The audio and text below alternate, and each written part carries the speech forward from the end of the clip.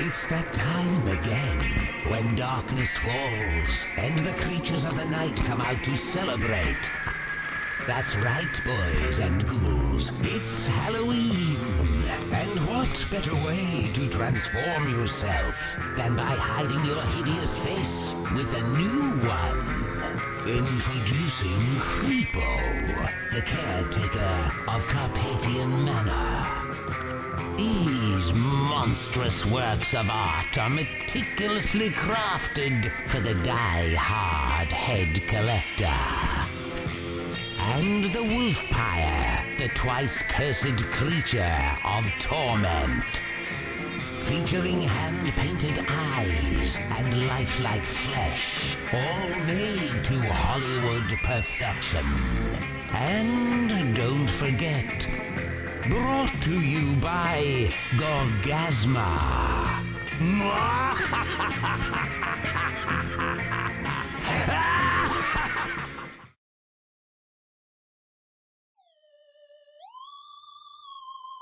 Happy Halloween, everyone. Thank you so much for tuning in to a special Halloween session of IPA. I'm super excited to have Gorgazma here on the sessions today to celebrate this amazing All Hallows Eve. Gorgazma has their short film, Pizza Panic Party, streaming right now on their YouTube channel. Links are in the show notes. Do yourself a favor, go check it out, and look forward to all their other amazing work that's coming out. And I'm going to let Heather and Mark tell you guys all about it. This was a really phenomenal conversation from, in my humble opinion, two amazing icons of the horror industry. So thank you, everyone. Happy Halloween, and welcome to IPA Sessions.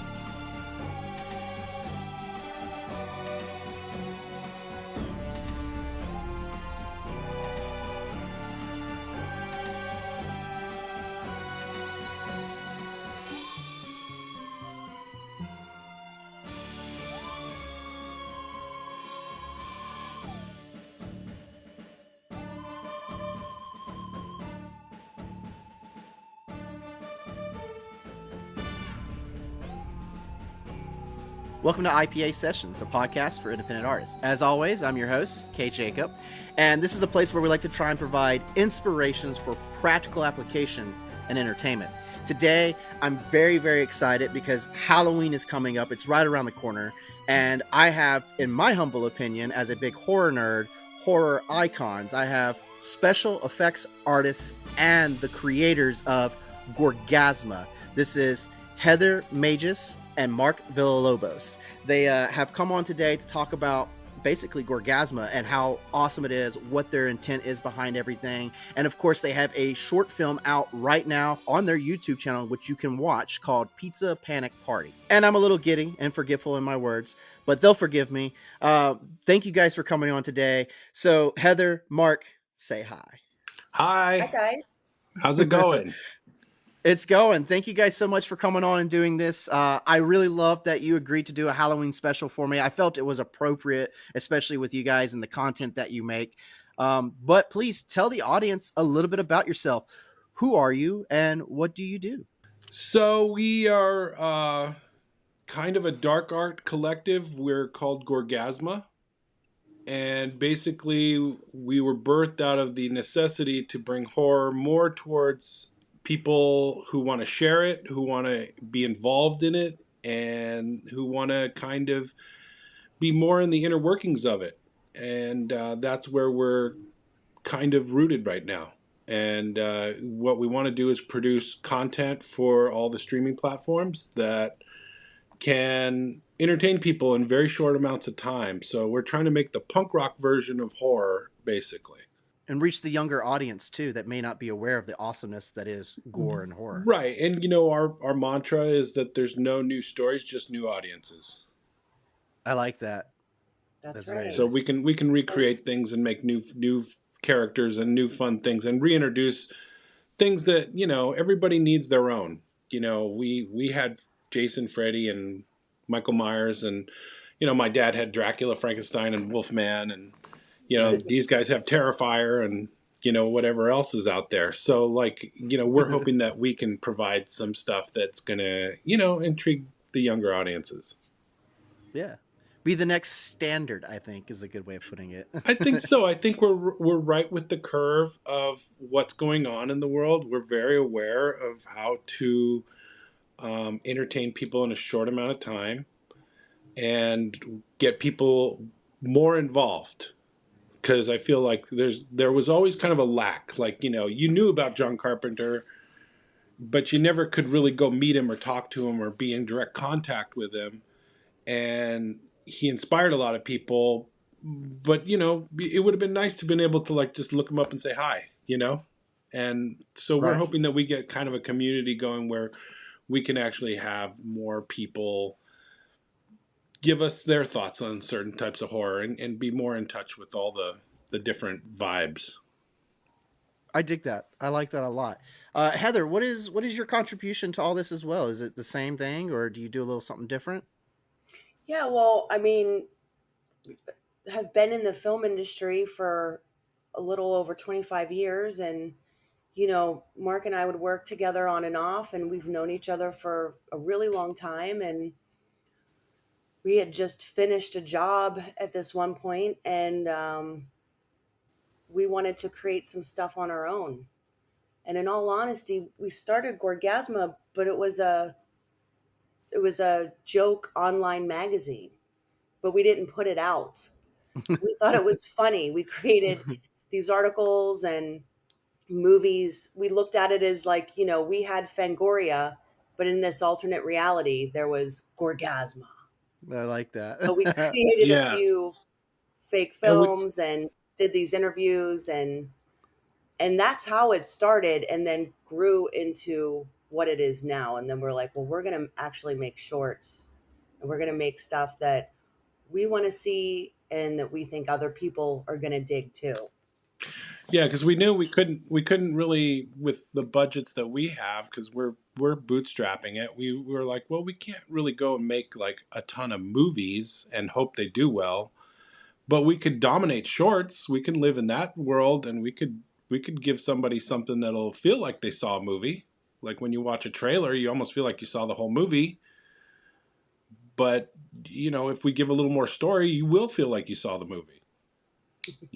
And so like I think a lot of that when we did start Gorgasma as a magazine, it was supposed to be like a cross between like Mad Magazine or National Lampoon or The Onion And The Onion. and Fangoria. So they were like, you know, there was like a movie that generates mutants through some guys called the DNA guys, so that they could actually abuse the rights laws of hurting things on the movie set because there's no laws that cover mutants, and so they would kill the real mutants on camera because that was the next step of making movies, horror movies. It's actually make creatures and kill them. Yeah. So there I was love there it. was silly stuff like that, and we had the Grim Yeah, it Reaper. was really silly over the top, but But that's a it made believable us movie. laugh. I can It feel made that. I us would feel like giggle. that's a real thing. I wouldn't even know that was made up. Yeah. Yeah, and that was the idea. Is we had a lot of ideas that we were like, we could just keep making these shorts forever, and they'll be fun, and people have fun, and there won't be any kind of you know. They'll just feel right, like go right in with the rest of the stuff that's already out there, except it'll just be this little nice, sweet little juicy chunk on the internet, as I like opposed to that. like something that we got to go put it in the film festival and then take it out and then like live with it for like 2 years, and it's the only thing that we have, and and hope that they're going to get the money back, and we just felt like that was too much for us. We want to create. We don't want to like get hung up on Yeah, we didn't want to get whether. hung up on those logistics of that kind of stuff, Yeah. but also too, like with everything that we create and are going to create, because we are effects artists. I mean, it's practical effects all day long is what we want to see. And we think that's what other people want to see too. And because that's what we do, I mean, that's Pizza Panic Party was, I mean, it was written basically around that segment. That's Yeah. awesome. Well, it's smart too because like with the way you're doing the content and the way you're creating these shorts, analog horror on YouTube is very popular right now. It's short storytelling forms, a minute to 2 minutes long here and there. I want to say anthology in the horror franchise and films is very popular right now. Me personally, I love the VHS movies, and it's just a compilation of short stories compiled into an hour and a half long film. That's But right. I'm getting like 7 different short films within that, and I'm able to watch that, and it feels like a quicker paced movie. So I feel like the potential to create an anthology out of all this is great. The fact that you can Oh do yeah. the analog horror format is awesome. Oh, It's very cutting edge, in my opinion. Go ahead, Mark. Sorry. absolutely. And we worked on the VHS movies, like on one of them. The you know what I liked about it is it showcased the directors and gave them like kind of a jump start. It Yeah. did, yeah. And And that's another thing. It was new, fresh directors for the most part. yeah, and that's what we took from that. So we tried to find people who are have great vision. They're good people to work with, and they're going to maybe they didn't get all the chances they got, or they're just really technically great people to work with. So like um, we had our friend Graham Denman, who he had just put out a movie prior, like, and the pandemic 2019, kind I of think it came and was. what's that? It was 2019, I think. Yeah, the pandemic came and like messed it up, and there was Yeah. some sort of scandal on some of it too, which wasn't his fault, but he No, internalized it it was and not. really took it on, and so we felt like this was a good thing to kind of get him back in, and he did a great job. I mean, he killed it. Because Graham's very talented, and he went, like, maybe filmmaking's not for me, and blah, blah, blah, and Yeah, we believe in it. I'm glad, and it helps. What's the word? Revitalize someone in a way, That's reboost right. That's right. their totally, That's right. Because we totally. want to see Graham go further and further. they have something special, and you're bringing it back. Yeah, for Yeah. sure. Because we want to see him go out there and make amazing stuff. Well, Let's make some more stuff with us too. But well, speaking of making amazing stuff, I'd like to get into Pizza Panic Party here shortly. But before I do that, I want to establish that, as you guys have stated, you've been in this industry for a while now. Could you give me a little background on what your qualifications are and kind of like how you started getting in the what would we call the industry, and then, like as you said, eventually you realize, like, okay, now I want to make my own stuff. I don't want someone hovering over me. Could you give me a little peek behind the curtain on that end, a little background sure, information?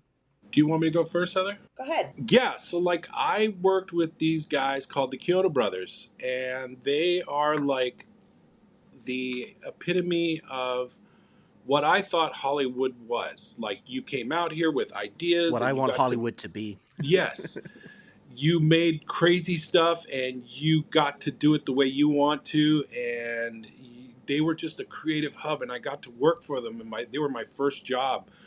Technically my second job. I worked for another company called MEL, and I ended up making the Borg for Star Trek, and that was my first job, and I was just like, I didn't even know what they Nice. were because they were never on the screen before. But but later they became this big thing, and I was like, yeah, I made that. So, but working with the Kyotos, they were like they were mentors, but they were also taskmasters, and they were also struggling creative people.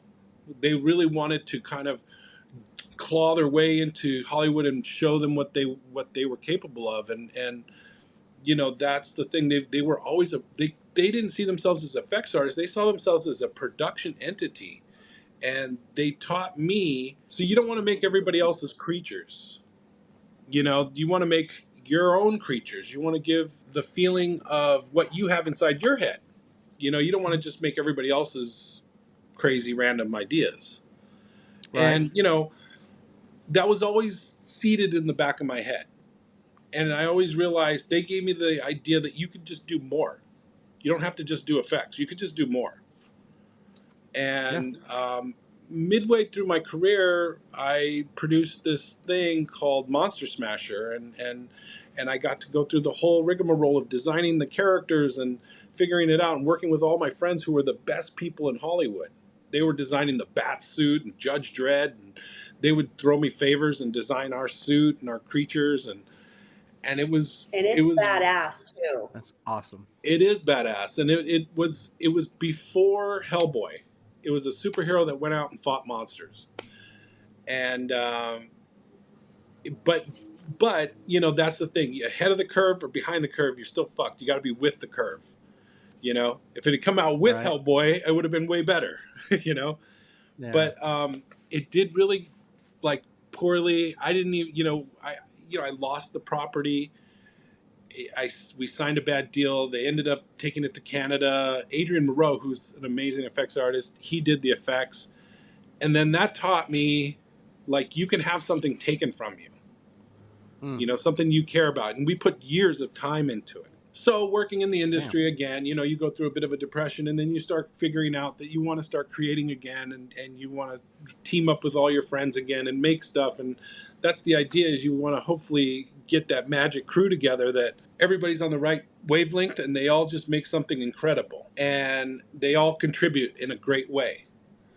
And so we worked on a show like in ins and outs. We didn't really have that. We were struggling as effects artists because CGI has come in, and then there's just a whole movement of new technology. Silicone took over, so a lot of my old 80s ways are no longer like as effective, and young kids are doing stuff that would have been like a multi-million-dollar effect, and they're doing it in their apartments.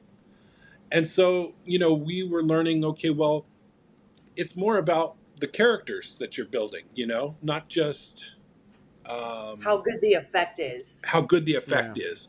The effect is great, but building the characters and building the situations and stuff, that's really where the fun is. Because then me and Heather, I reached out to Heather because I landed this big job called Legacies with the CW. And I reached out to her, and we hadn't talked in a while, and she came aboard, and it was like we hadn't seen each other in a while, and it was like we just teamed up, and it was like like like time had never passed, so we were just like back in business again. And so then we started doing these creatures, and it was a Creature of the Week show. So we started making these awesome. creatures, and they were like letting us have pretty much whatever we wanted to make these creatures. They really supported us, and they really gave us everything we needed, and they made us part of this creative world of Legacies, which is the third installment of Vampire Diaries. Okay. And so we ended up being Nice. able to be part of this great family out there in Atlanta. And they built us a studio, and they let us, they trusted us. They gave us everything we needed, and we got to see our effects done the way we wanted them to be done. Shot really well. That's incredible. But they were gone And like just in 2 to seconds. quickly interrupt, as someone who went to an effects school and studied and understands, it's important. Even working on sets today, the effects artist creates an effect. The directors tell them what they're trying to do. It's your job to help them know, like, okay, look, I'm going to do my best to make it happen this way. But if you want this to work, you got to let me do it this particular way, and you're going to have to film it this particular way. It's the one moment that, as an effects artist, people don't realize this. You get to be the director, but you're working hand in hand with a director. That's right. Because you're letting them know, in order for this effect to work, it's got to look this way so that we hide this behind the camera, and that's on camera. It's one of those things. And the best, sorry to interrupt. The best effects artists. No, but you are absolutely correct about that. Like, camera work and lighting is everything, even for a really good prosthetic makeup, Yes. It really is. And you got to hide them seams. Yeah. In this day and age, you can't have any scenes because with the cameras, depending on what it's shot on, you better have some witch hazel on standby. Everything's got to look really good to your eye. If it looks good to your eye, it's going to look good on camera. That's right. And I'm sorry for the interruption, but thank you. No. There's definitely times where like you have to be the director of the effect because they can't see what you're seeing. They just tell you what they want it to be, but you're seeing it from a different angle or what you think will be a more effective angle. And, it's become kind of the easy way out to do it all in one. I want to see him grab his hand, put it on the table, and then just chop the fingers because they think that's the effect, whatever it is. But to be able to build the moment, you need cuts, and you need to be able to have those times where people look at it and get a good look at it, and it's not happening in such a blink of an eye. That's right. Or it's not happening in the shadows. Like when we shot Pizza Panic Party, we shot it on a tripod and we didn't move the camera, and it gives you the feeling of the effects back in the day, like they are highlighted. We want to see everything. We didn't move it. We didn't get tricky. There was no, like, hide it with shadows too much. It was just right out in the open. It was very in your face. I loved Yeah, it. I was yeah, like, it's very in whoa. your face. Yeah, well, that's what we wanted. It took me back. I grew up a child of the 90s, so all my older cousins introduced me to the Kyoto Brothers, Killer Clowns, introduced Mm-hmm. me to the Critters films. Like he's the one that got me into 80s horror, and thankfully a lot of good horror existed in the 90s. Some of which was contributed thanks to you guys. Oh, And so like watching what you did with the short, it really took me back to like, wow, like I haven't seen this in a hot minute, but it's also modern. It's very relevant with the time. Granted, it's right. set in a time period, but the way it looks, the way it's styled, it's beautiful. It's wonderfully shot. We took modern techniques and we shot them like they were in the 80s. So like literally we created this head of Avery, the main star, and it was supposed to crack open and see the brain pull out. But if you saw what was going on around that set, you would see me with my hands up, someone else with some tubes, someone else with a fire extinguisher, and there was only Yeah, so much room, and the creature having to push up. It was really heavy because it's made of silicone, and trying to get it to go up through a little tiny head, and it's this giant thing. And that was the fun part for us, was trying to bend reality. And at one point, things weren't looking as cool as they could, so like I just grabbed the hair from behind the head and started shaking the head, and it gave it that like real moment, where you actually see it for a little bit. Yeah, that was yeah, with the smart. eyeballs going, they were on Yeah, little it had eyeballs rods, that moved and stuff. rolling them around. Yeah, I loved it. It didn't. It's puppeteer work in a way as well. I mean, it Well, really it is. Absolutely, absolutely yeah. is puppeteer work. Yeah. But it Absolutely. goes back to what you were saying. Like, you kind of have to be the director of the moment, and see what's not working and try and capture those moments, because you only need seconds. And that's why I'm saying, like, sometimes people will do these big elaborate setups and cut the fingers don't work or whatever it is, and they get some other crappy shot just to kind of cover themselves, and then they move on. And then that's the crappy shot that they use in the actual movie. And you're just like, why did they do that? I can't tell you how many times that has happened to us. Because on other things, of course, they wait till the very end of the day to do the effect. Every time they Always, never give you guys the proper amount of always. timing. There's Mhm. never enough time. And then you're like, what the hell? And then you've already educated them on, hey, look, it might not go great in the first one, this and that. Oh, no problem, no problem. And then it happens. And then it's like, okay, do it in post. It's just like, But you but just need Heather, to listen. would you agree, Heather, though? Yes, we can complain about that all we want, but we did that exact same things to ourselves on Pizza Panic Party. I'm sure we did. Yeah, we But you waited. prepared for it, right? You did try to plan for it. Yeah, we tried to give ourselves a full day for the transformation part, Oh, and that then is true.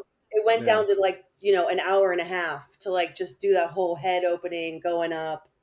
yeah, we were at the end Sometimes of the. time can sneak up on you, but you guys were actually prepared for it. But what you guys were saying earlier is true, because I've experienced myself, especially being a horror fan, working on shows with amazing artists. Like I got to work on Horror Story, great effects team. Yeah. And you could tell like they did care. They wanted to give them their time, but they would always kind of do it near the end. It's like, why didn't we start our day off and prep for this so it could be really awesome and sick? I think the only time I've ever noticed a film that I got to work on was the Wolverine movie, Logan. They actually dedicated a full second unit to their stunt and effects team. So they coordinated their stunt work and their practical effects stuff. So like it was fun watching people fight in the shadows and then heads falling off. Yes, Like, yes. And because they that's such a spent a big whole machine. unit directed towards that to make it work. Yes, you are absolutely correct. On some of those bigger jobs, That's such a yeah, big they will. machine that you can actually merge those two. I'm sorry, Heather.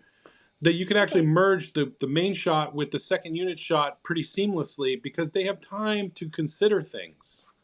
If it didn't work Yeah. out today, we'll get it tomorrow or down the road, you know? Well, and I think with TV as well, you should, if you're, especially if you're an effects heavy show and you're really trying to showcase these things, you need to allow the proper time for it to work. You can't, and look, even with CGI, you got to give time. You got to let the visual effects guy come in and map it out and make sure it's going to look good. You got to work with them hand in hand. And I That's feel right. like sometimes they rush these things, and that's why unfortunately, a lot of times there are shows that I enjoy, but I'm just like, God, that's an awful effects. And I don't blame the Yeah. artists. And I really don't blame the creator. It's more like I understand where they went wrong. But who am I? Well, some people just want to be the effect. Some people just want to do the effect and go home. They're not Yeah. really invested in the actual story of how it's supposed to work. And I've been there. I've worked on some productions where I was like, gosh, they don't want to really give this the consideration it needs. I'm just going to give them Yeah. what they exactly asked for, and then I'm going to, hope that they can Yeah. do the rest. And that's a good And point that you just brought up. Yeah, because there are some jobs where they don't want to consider it. And so then you're like, okay, well, I'm just going to give them exactly what they want. And here you go. And, and that gets wearing, when you're doing those jobs. It's like, Yes. it's not fun.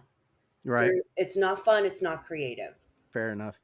Moving this along, I want to ask you now because you've dipped into it a little bit. We've gotten our toes a little wet here, but I want to talk about Pizza Panic Party now.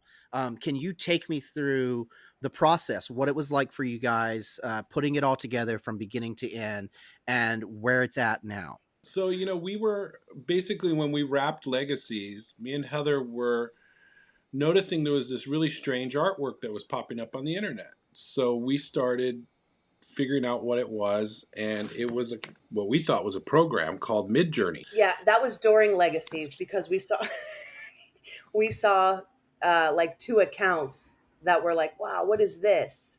Yeah.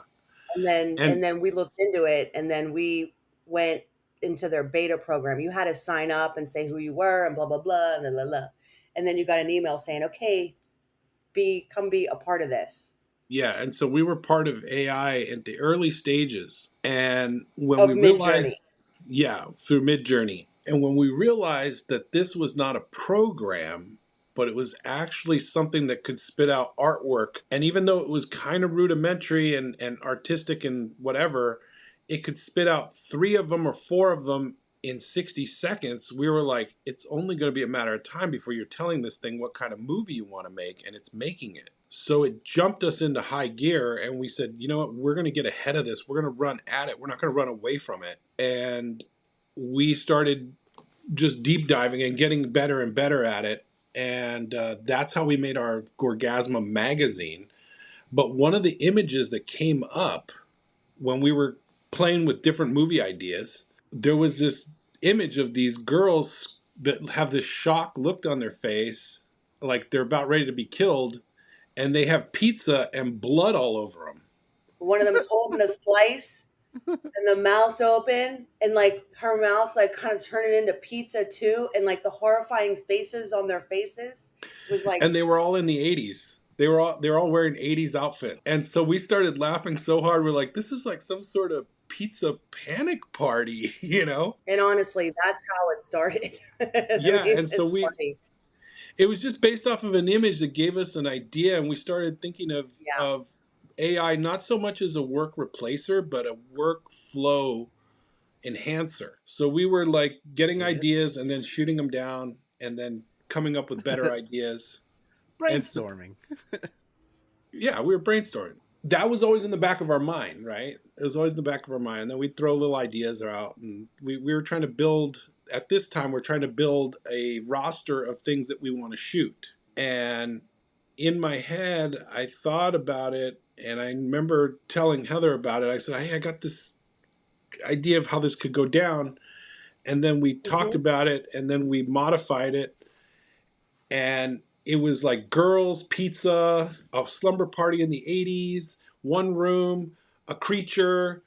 One of the girls turns It's the into the perfect creature. combination. Yeah, it's like a frenzy, like in the middle of a girl's bedroom. Like they can't get out. it's like them being stabbed at. This thing is like drunk. It's not in full control.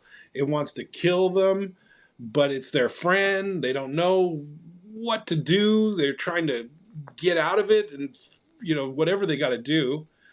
And I remember I wrote the script that night on a cheap version of Final Draft, and I said, I'm going to write like I'm paying for every word. So I'm going to write it just the bare minimum words. Yeah, so it was like, hey, Sandra, this is rad. It was just like Yeah. 2 little words for each girl, and then the effect sequence. Yeah. It was well done. We removed all creativity out of the process because we thought sometimes you get too caught up in the descriptions and whatever, and nobody really has time to get into your sweet little world. Sometimes they just want to know what's going to happen and move to the next thing. Yeah, sometimes you have to make it bland at first. Right, That's right. Which is weird because you're like, well, how do I pull them in? It's hard to describe, but that's kind of what you do. You chop it down. It's like direct. Yeah. Yes. And then we did that, and then we gave it to Graham to write it out, to write some of the to write the dialogue out. Like he added, and we had a lot more in there. We had to take it out, unfortunately. Yeah. That's okay. Save it for the bigger one. Brains were going to go up to the ceiling. She was going to rise up, and we were going to do that. But then, time and money, we had to trim it. You work with what you can. Yeah. So at one point we realized we're coming to this Comic-Con kind of our Monsterpalooza deadline where we were like, we got to put out a piece of content and have it premiere at Monsterpalooza or something. And it was months and months away, but we were still kind of like, I don't know what we're going to do. So then we said, let's just go for it. And so we had produced some other stuff that we were learning from, where we spent some money and it really wasn't so good. So we realized this time we're going to really control it, make sure it looks good. We're going to hire the best people, get people who know what they're doing, and that's going to be the key to the success of this short. And so we were ready for the worst. We were ready for the worst. Like the actresses don't show up and whatever. We were ready. We had plan A, really B, nervous. and C. I mean, because we knew some of them, but then some of them we didn't know. We're like, my God, what if they don't show up? We were having those moments. Yeah, I mean, because they're important too. Like, it's not just Everybody the effects. is. It's not just the cameraman. You got to have a cast. You got to kill someone, right? Yeah, for sure. For sure. I mean, we really, with the help of some of the people that we brought on, we had the best crew ever. Yes. Everybody were horror fans. Everybody was into it. I loved our crew so much. I can't say that enough. Not just that, the chemistry on scene with your actresses was amazing. They felt like they were genuine friends. So like, not only are they great actors, but the chemistry worked. And I also liked how you took the plot you took the style of an 80s film, but you really did make strong female characters. Like they were badass. Like they didn't just take it. They gave it back. And I thought that was awesome too. So it was like you said it in the 80s, but you also flipped that part on its head. Because, used to in the 80s, it was like, oh, they're weak. We can't do anything. And it's like, nah, not these girls. They did something about it. And they didn't hesitate. I love that. There was I think one moment of hesitation, but it worked because it allowed them to realize oh, we can't fuck around with this. What do we do? You take charge. So sorry, I just wanted to brag about how cool that was. I thought that was a really nice. Thank you. Obviously, that was on purpose. We wanted them to be badasses and be like, no, fuck this. We're gonna, kill this thing. Yeah. Yeah. Because my mom was a teenager in the 80s, and I know she was a badass. That's right. And she wouldn't have took shit from no one. Right. What's interesting about Pizza Panic Party is the song in the beginning is Graham's mom in the 80s making that song and trying to get it made, and it didn't get made, but years later it gets put into a short about the 80s. So that's a song. That song came out in the 80s. I know. So that was legit. Okay, that's awesome. Yes, it was made in the 80s because Graham's mom is a singer-songwriter, but also too she recorded that while she was pregnant with Graham. Oh, Did you know that, Mark? They had told me that the other night. And I was like, oh my God. I thought that was really cool. I thought somehow you just got copyrights to a real song, like an obscure random song from the 80s that just fit. I didn't realize no, this was legitly done and everything. That's so cool. 80s song. That's so cool. 86, It works too. I liked it. It was catchy. It is. Yeah, It's no, it is very catchy. catchy. And She's very talented. the funny part is originally we were going to use bands that we liked to do the music and make them do Yep. versions of 80s songs. Like we had Yep. a band called Fart Barf that we really wanted to reach out to and have them do Love a it. Devo-esque sound, because they kind of have a Devo-esque sound. They're And rad. They're so cool. they're the Nice. I greatest like it. band. Yeah. And then, but when you make a film, you have to hand it over, and you have to give somebody who you believe can do justice to it, and make it okay with you. So Yep. when Graham came in, he was like, I could always tell that it was never going to go that way, because he always had another thing in his head somewhere. He was like, yeah. And then later he called me and goes, hey, I actually have a song that my mom wrote, which I knew his mom. And Yeah. he goes, and she wrote it in the 80s, and it's pretty good. And then he played it for me, and I'm like, are you kidding me? This is Yeah. perfect. He actually texted it to us, and we listened to it, and immediately we called him back. We're like, dude, this song is perfect. Please ask Yeah. Vicky if we can use it.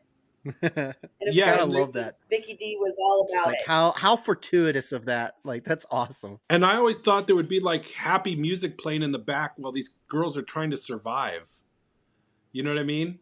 Like I always thought there'd be like this fun 80s music playing in the background while they're trying to like barely make it out of there. And, meanwhile the parents below are not even hearing them, because it sounds like music playing. It's smart. It's all well handled. The final edit of everything I thought was really well done. Oh yeah, everything was really good. We had a Everybody was great film. very in tune, and even when we were watching it on the dailies, as we're the screen while we're filming it, we knew we had something fun and cool. We were like all happy because we knew our hard work was going into something really good. Yeah. It So was really exciting. So about how many days of actual filming did you guys do for this? 3 3 days. days. All in 3 days. How 3 many days. hours a day? Just 12 shooting. Wow. That's awesome. That's impressive for 3 days. And a lot of that, I'm assuming, is the majority of the effects as well as the great. Because I mean, almost every scene has an effect going on. Well, yeah, one whole day was for the opening. And I want to say that the I think it was a pencil or pen and the glasses. Yeah, it's the piece of glass going through Yeah. the pizza box that hits her. Yeah. Glasses. It's like so. I was like, oh, like just so well done. That was so Yeah. smart too. I was like, oh That- shit. that was was not all in the Graham original because script. we didn't put that into the script. Graham put that into the script.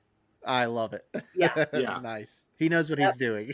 That was a nice Yeah. modern take on an old thing, But we always wanted it to be the demise of the creature was actually the pizza. So that's what she slips on. Yeah. It's like it's like the banana peel Yeah. cartoon thing, It's like she I slips on like the it. pizza plate, Yeah, it's just things are so chaotic which that is funny. No one's really commented on that, but Well, it's funny because it is humorous, but still real. So it's like, what do you call it? Like playing it straight, where it's like the moment is Yeah. funny, but also extremely fucked up. yeah. But you enjoy it all because you're like, this is just all around exciting. Like it has tension and it has hilarity and it has intensity. I it love was that. designed. It was designed for that. We wanted to give a very explosive, what we thought was going to be 3 minutes. Yes. We wanted to be so explosive and so crazy and so packed full of effects that you were kind of like, what the hell did I just watch? We wanted Yeah. it to up the ante on YouTube.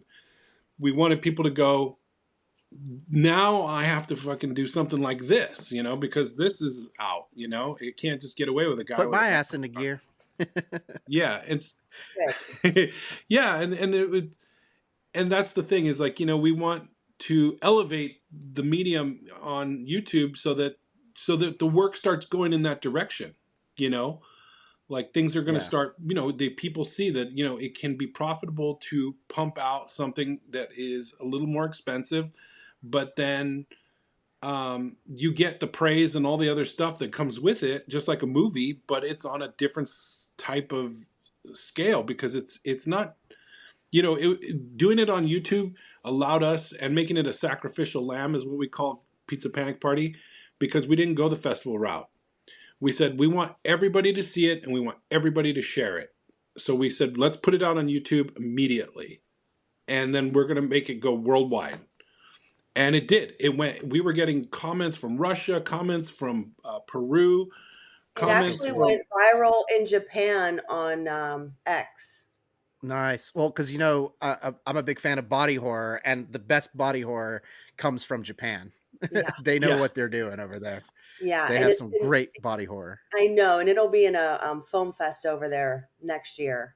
Yeah. Which was Oh, crazy because people were reaching out to us for these film festivals, not us entering it into film festivals. So like South by yeah. It worked Southwest. in reverse. that's great. Mission Yeah, accomplished. You did yeah. what you wanted to do. Now they want your product instead of you trying to give it to them. I So love that was that. pretty awesome. Yeah, it was very much like that. And then, we decided that we were going to treat Pizza Panic Party and anything else that we did because we believe in our brand, Gorgazma. We thought that's a funny play on words, but it's Yeah. serious kind of, and it's gory, it's sexual, it plays with things. We decided we were going to treat Pizza Panic Party, even though it's a silly name, it doesn't have a silly ending. And we were going to treat everything with it like it's a feature film. So we made, T-shirts, which, Yeah. I don't know if you can I know see. we all have them on. That's Yeah, right. Because I met you guys at Comic Con T-shirts. when you were promoting this stuff, and I that's was like, right. "This is That's right. awesome!" Got the hat on for you. Yeah, Yeah, yeah. thank you, by the way. So we feel like that's something that we can give back to like people who get involved with us with our content. We're not just going to be like thank you and then put it out, does nothing, and then we're like, oh well. We can extend the life of the short through new things that we put out and new experiences that we can build around the short. Because the short is going to be there. Everybody's going to go see it, and that's what it is. We have to be able to kind of make it feel like it's a bigger thing. Yeah, eventually too, like, as Gorgasma grows and we get some more money behind us, we'd like to have some live events too that Yeah, people can come to. Because we don't feel that there's enough of those. Not so much like a horror convention. We already have that kind of stuff, but like fun Halloween parties with fun things happening and, you know, Gorgasma's Playhouse. yeah, yeah, exactly. and Yeah, have, community and cool things and, but that's something that we have to work up to because we don't have millions of dollars yet. Yeah, there you go. yeah, Well, and the exciting news too is not only is your short film gaining popularity, which by the way, I noticed that on YouTube, you guys are approaching close to 500,000 views, which is really impressive. And the fact that I just saw on your social media on Instagram, your reel that you released, that apparently it's going to be seen on a program that's similar to basically the European version of Shudder, and they That's play right. short films. So that's pretty exciting. Like it's Shadows. getting out there, people are seeing it, and it didn't have to go the circuit route. So that's impressive Yeah, to yeah. me, is that you guys were determined to make it happen, and it's happening. So congratulations to you both. Oh, 100%. That's thank so Thank you. you. awesome. Because once again, Shadows reached out to us, and those guys are So awesome, by awesome. the way. They're like, Yeah, they started that company 4 or 5 years ago. It's like a group of people, and they are awesome over there. We had a great meeting. We really liked them. They had great energy, and we're yeah, here to support them too as much as we can because they're really good people, and it's a fun thing.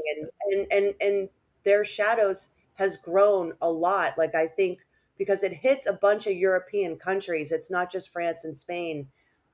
It's like 12 countries over there, That's so and they're cool. just growing yeah, rapidly, which is so cool. yeah. We're also going to be on Bloody Bites, which is Screambox. Okay. We haven't announced that yet, but Well, you just did. well, we just did, yeah. But I mean, I think it comes out on the 25th, actually, the first one, if I remember correctly from what he said in the email. yeah, Gotcha. It's Okay. one of their Halloween yeah, episodes on Bloody So Bites. as yeah. of this Yeah. recording, it hasn't been announced, but by the time this recording is aired, it'll be Yes, out. it'll be Okay, Yeah. breaking gotcha. news. Breaking Yeah. Breaking news. news. Breaking news happening right now. You heard Yeah, it here first. yeah. So Pizza Panic Party opened a lot of doors for us and gave us a lot of street cred, and people took it serious after that. And because when you come up with an idea, people are just like, yeah, that's cool, but they want to see what you're going to do because nobody's That's interested in right. the journey. They're just interested in the result. So Yeah. making these really cool pieces of merchandise. And we have this awesome guy. He's like a partner of ours, Nathan Yeah, Cabrera, Nathan. who pretty much took on our branding. And I told Yeah. him, we want to be different from all the other horror companies. We don't want to be a red logo with a black background and a white, whatever. We want it to be different. We want it to feel colorful, you know what I mean, and fun and 80s and cool, and he just nailed it.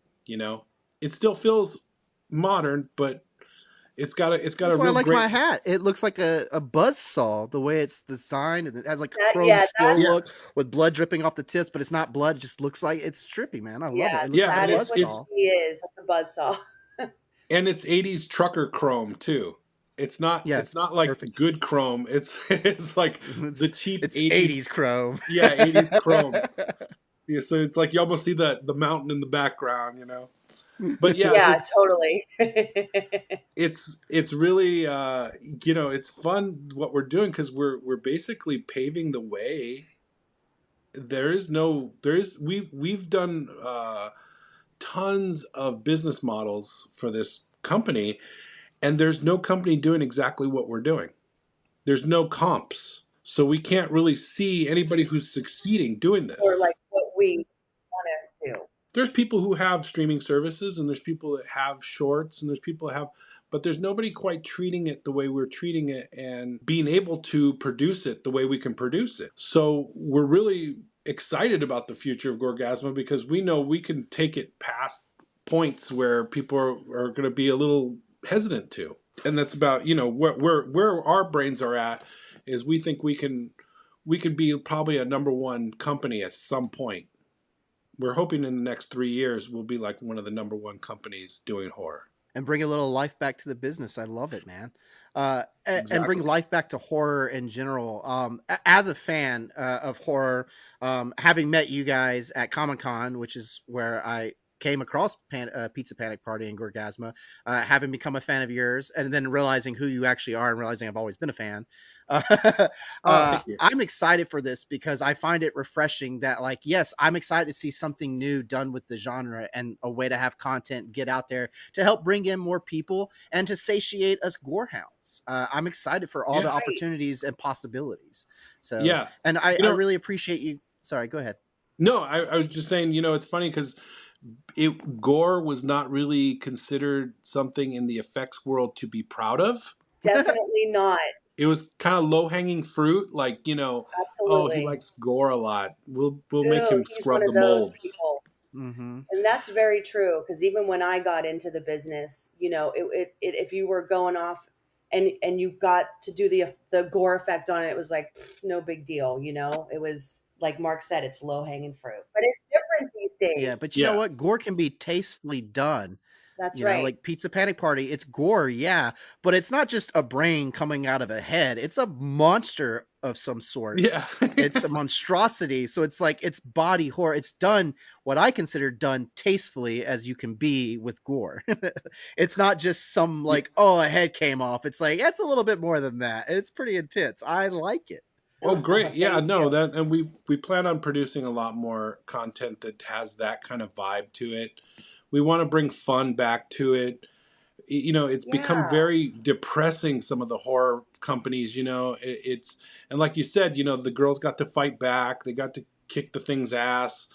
We want to kind of bring a little bit of power back to it, and I feel like we're off to a good start. It's also a great way to get a woman's perspective out there and bring in that audience, because I know women out there enjoy gore too. And That's it's nice to right. finally have some content for them to be like, thank you. You showcased us appropriately. Yeah, It's not that's just a right. dude, it's a badass chick now. I like That's it. right. Yeah. Badass lady whooping That's ass. right. Oh yeah, I'm a huge Tank Girl Absolutely. fan. So like, I love strong female yeah. presence. Oh Classic. gosh, me too. Jamie Hewlett all the way. I mean, Sigourney Weaver. I mean, we could go on and on into that world, but yes, we need some Yeah, more. there's a lot of them. And it just because, like, I feel like there's a ton of great films out there that like could be even better if they, people like say, oh, it's woke. It's like, it's not woke when you're trying to show reality, and to have a perception of one thing and not be the actual reality, that's just, to me, it's a cop out. It's cheap. Do Yeah. something adventurous.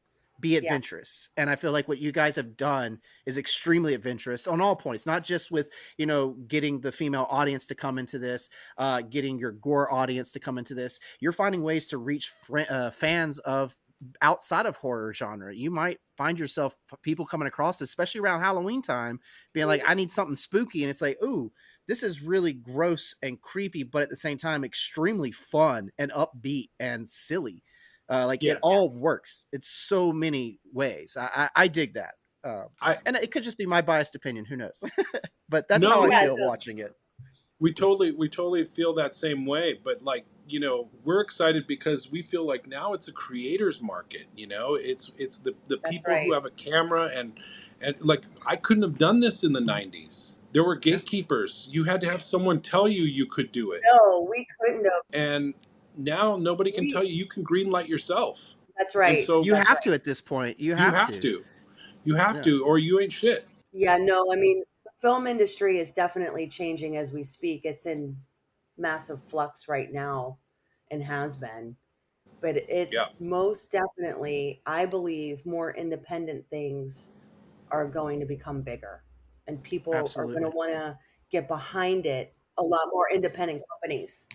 Going off what you said too, and this is just an opinion I'm expressing as someone who's worked in the industry. Other opinions may vary. I don't know everything, but I've noticed, like what you were saying, the independent route and what you guys are attempting to do is the right way to go about it. You're getting ahead of it, working with it, embracing the social media content and what can be done with it, which is smart. And then you see the industry standards, they're trying to do that, but they're doing it their own way and they're focusing on all the wrong parts, like making a movie and casting a TikToker. It's like, but why? Yeah, why are you casting the TikToker? That's right. Yeah. We used to just call them consultants. Right. Like, right. Because you still need actors, man. Finding ways to go off of different things. That's like, why are you choosing to go that way? And then investing money and losing all that money instead of like just letting it naturally be its own thing. We used to have. I grew up during the time of straight to video. This is now the new age of straight to video, but it's in social media form. So let us stay in our area as independent artists and give you that straight to video. And you just give us some good money to help distribute it. And we can have nice synchronicity. Absolutely. And like now what we are, our thing that we want to do is we don't really want anybody giving us money and then telling us what to do. That's right. So we're even thinking like the straightest path to being able to give fans what they want and have interaction is crowdfunding. But crowdfunding like you've never seen it before, making it a fun, cool, engaging event, community of people that can actually even affect the product. We get to feel like a producer. Right. As someone who contributes, we get to feel like we actually had a hand in this. That's right. Yeah. That's what I want to do with crowdsourcing as well, is allowing the people that contribute to be like, I'm not just taking your money, you are now a part of this. That's right. Yeah, and it's figuring out those logistics to make it work, though. You're going to pay $20 to go see a movie anyways, and really, by the time you're done going to a movie, it's $100. By the time you buy a popcorn, it is like for two people, for 2 tickets, some popcorn, a drink. You're like, geez, Louise. Yeah, and an alien bucket. You're already into it for $100. Don't get me wrong, I love going to the movie theater. You put $100 into a Gorgazma crowdfunded thing, you're going to get so much back out of it. Plus, you're going to be part of it. It's going to be really amazing. Like the plans that we have for how we're going to push this company into the next phase is going to be a lot of fun for not just us, but it's going to be a lot of fun for the viewers and the community, and working with all the people that are on Instagram, TikTok, and YouTube, because there's a lot of people there. There's talented people all over the world. All over. Man, I love this. And I'm excited too. Oh, I'm sorry, Heather. I didn't mean to cut you off. No, I was just saying, like, I love that about social media, on how you're able to see amazing talent all over. It's like one of the coolest things ever, because, growing up, you only knew who you were around, and other than what you read in a magazine, and I think that that's really awesome. And we want to work, we want to work with some of those people. and Yeah, do cool things. Utilize the talents where it's properly needed. And That's right. That's right. absolutely. There's so much great stuff coming out. there's a lot of cool content, and you guys aren't Oh the only yeah. ones that I've seen cool shorts of. I've noticed Oh, TikTok being used to promote other people's shorts and getting snippets and stuff, and it's like, this is brilliant. Like, I worked with some guys recently. They're Moon River Productions. They put out their first feature, but they do a ton of shorts, and they do TikTok that way. They release scenes and little snippets from their videos, and just like you guys, it's all on their YouTube channel. They're like, just come check us out. And it's Yeah, fun the way that they're doing that. And they're not the only ones. You guys aren't the only ones, but you're doing the no. right thing. You're riding with it, getting ahead of it, and creating something for yourself. And it's refreshing content because you're taking a chance on something original than giving me regurgitated bullshit. So thank you right. for that. Yeah, Well, no, we're not going to regurgitate anything. Everything is definitely original with original characters and original creatures, villain, whatever. We have so many ideas that we have cooking right now. And the speaking of, oh, I'm sorry. Go ahead, Mark. No, that I was going to say, like, we're breaking our characterization of all these things down into our masterpieces, our slices, and our slivers. So, like, those three types of pieces of content, masterpieces, they're almost like pieces out of a movie. You know, Yeah, they're the best, most concentrated pieces out of a movie. Masterpieces is like Pizza Panic Party, and the way that we described it on YouTube was they have a little bit more Gorgazma sauce on them, so they're just a little bit more money was Yeah, put into them, like they are treated like a feature film. I love it. So the future's looking bright. yeah, yeah. And then the slices are more like, we're putting it more into the creativity and we're giving the support of Gorgasma, which is like we have, a post company, we have animation, we have special effects, we have, just a number of things because we've been in the business for so long that our connections are very deep, you know and that's how we're able to have gotten Pizza Panic Party into the new art through our friend Nathan, and it was That's playing right. in front of all these different great horror movies every Friday night. So That's so cool. most shorts can't get, Yeah, we got one more week. yeah, most shorts can't get theater space playing every Friday night. So like that was Yeah, a big like a thing. one night kind of event. Yeah, that was Usually, another amazing thing about Pizza Panic Party was the fact that we got that for 2 months. There was the month of September and this month. Like I said, there's one more week. I lost my train of thought, but It's going to play in front of Toxic Avenger. It played in front of Killer Clowns. Toxic Adventures this week. Yeah, it was great because my, that's my old awesome. bosses were there for Killer Clowns, and I got to, our little humble film got to open up for their awesome Killer Clowns. I know. Love I that was so movie. excited about that. I thought that was so cool. Yeah, it was great. And so Yeah. now they're going to do Toxic Avenger, which Heather has a connection to Toxic Avenger. Ooh, Yeah, do you come because from the as a Trauma family? well, I have done some stuff for Trauma like early on in my career. Um, but Jen Aspinall, who did the first Toxish and she did Street Trash, I was in Love the Street business. Trash. I know, right? Well, yeah, when I got into the makeup union, Mad TV was one of my first real union jobs, and I was so excited to meet Jen, and I was like, oh my god, I've got Fangorias with you in it, and it was cool because I worked on the last 4 or 5 seasons, and was there to make all the appliances if we needed a fake head that week or whatever we needed, and then be there and shoot because we shot 2 days a week on that TV show, That's and so it awesome. was one of my most treasured experiences in my career, because like to do that show and live TV, and we did just so many character makeups every day. I mean, there were days I can remember like where I did like 6 prosthetic character makeups for different skits in one day. It's like That's in and awesome. out and in and out and in and out. Yeah, it was a great time. So Also, just Yeah, for the record, that's really impressive considering the amount of time that goes into doing those kind of appliances. oh yeah, and absolutely. when you work on a show like that, you get really good really fast because you have to work really fast. And I'm not Yeah, even talking on live show days because we had a pre-tape day and then two if I can remember correctly, 2 Fridays a month were the live shows, and we did 2 live shows in a row. I mean, it was just such a great experience.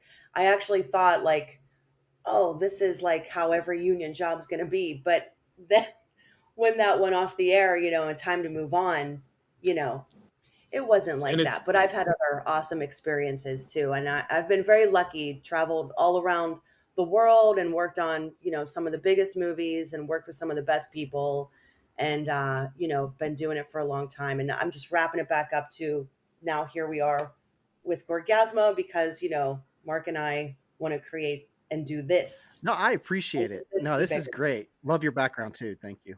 the funny thing to me is that last week, Pizza Panic Party, which me and Heather produced, it opened for my old bosses, and then next week it's going to open for her old boss for Toxic Avenger. Yeah. Yeah. It's The So pretty the real so cool. like question is who's going to open for you guys next. That's the No. next. That's the next. some Oh amazing my new. gosh. Oh Keep the gosh, cycle going. Yeah, keep the cycle I going. guess we have to look to our Absolutely. past. I love Absolutely. it. This is awesome, guys. Thank you so much for taking the time today to talk about Gorgazma, Pizza Panic Party. Thank you for taking me through your history in entertainment. I just the history of horror and gore and special effects makeup. I really appreciate all these tidbits that you've given us. For anyone that's listening or watching, do yourself a favor, go check out Pizza Panic Party. It's fucking awesome. I can't say it any other way, so I can't censor it. It is fucking awesome. Especially if you're a fan and lover of horror, you're gonna like it. If you're not, you're still gonna enjoy it, and it's gonna give you something new to look forward to.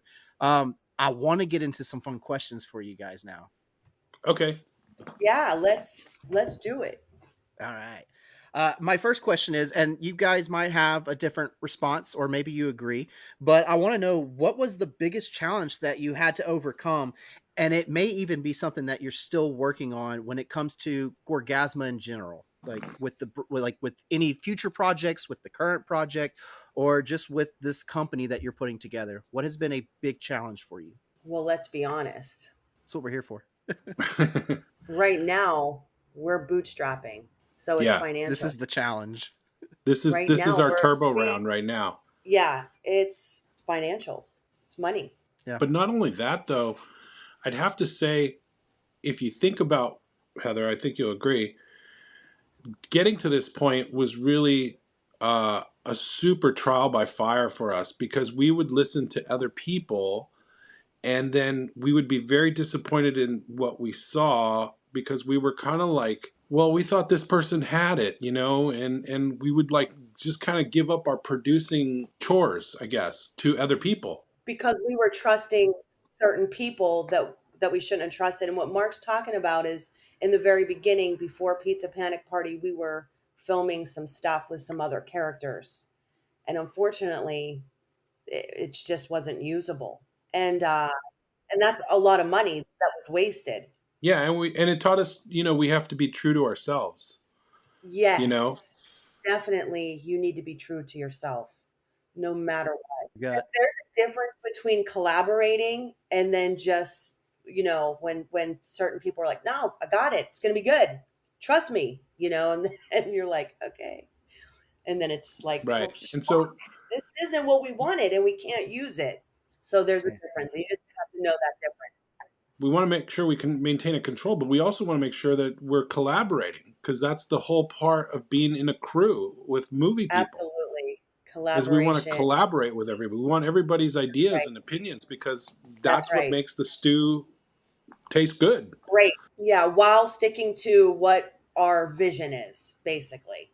It needs to showcase who you guys are, and you are setting a standard, you're setting a brand, a certain style, and Yeah. you have to face the challenge of like, how do you create that, how do you keep that going, where's it's got to be consistent, and how are you consistent when it comes to gore and fun and all And that? and social media does not favor gore. Nope. Not at all. But at least they don't take it down. Yes, Yeah, exactly. exactly.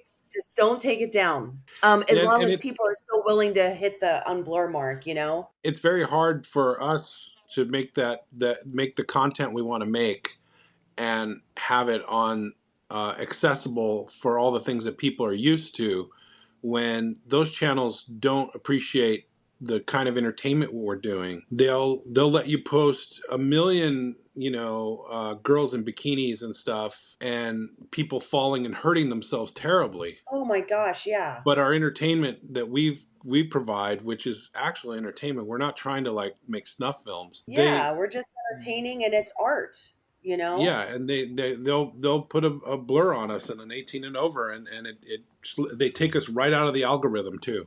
They'll pull us right Yeah. out. Yeah, because Yeah. that's what YouTube did. Believe it or not, when we put Pizza Panic Party first up, I'm not kidding. We were getting 100,000 views a week. So we got 300,000 views in the first 3 weeks. We went to Comic Con. It was actually the day after Comic Con, we get the email from YouTube.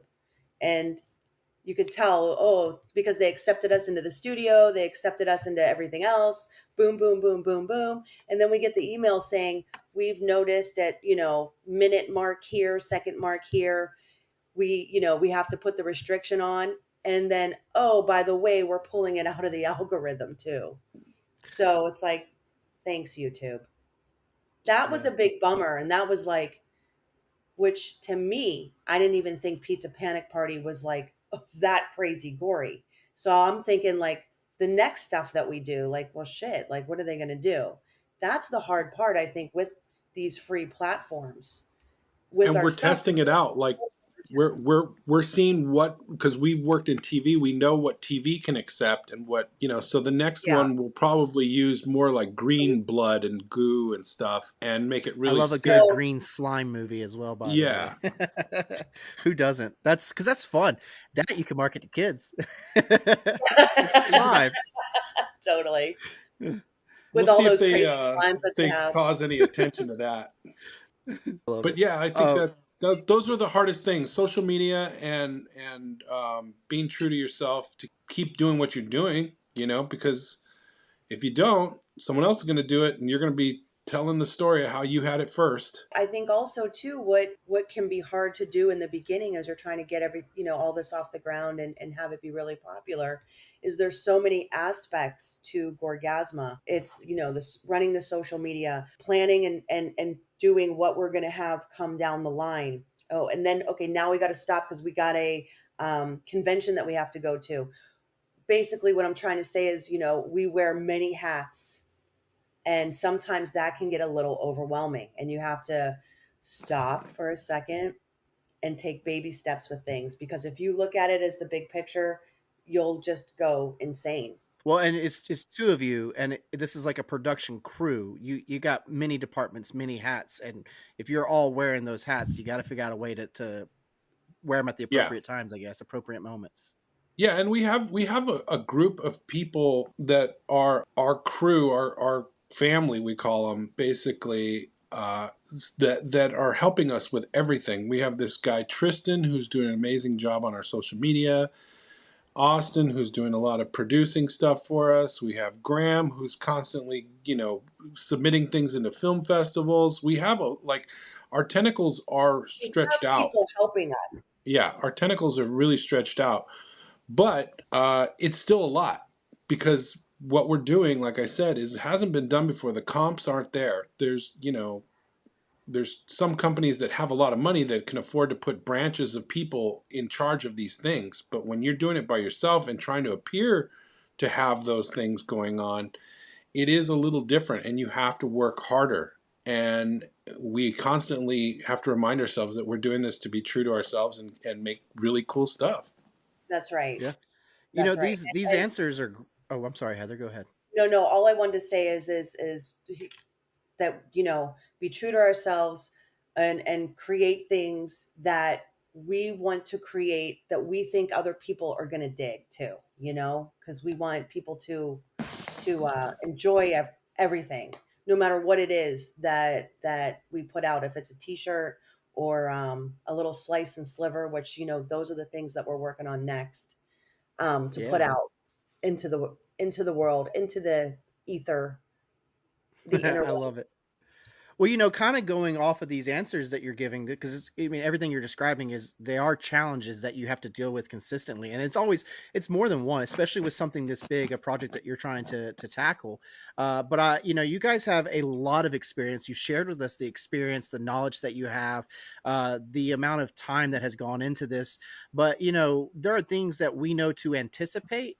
But has there ever been anything unexpected that you came across, something that you had to face, and it might have been something that you learned in the moment, like, oh man, I was not expecting this. Like, how do you deal with that?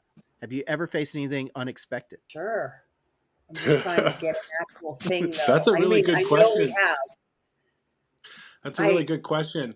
Like, I Yeah, know. not the usual stuff. Like, there are things that you anticipate, so that's going to throw a kink in the wrench, or right. mess up the rhythm. But like something truly unexpected from all your years of experience and knowledge, and applying what you know into what you're trying to do now, has something caught you off guard that you had to learn in the moment? Like, oh man, okay, figure it out.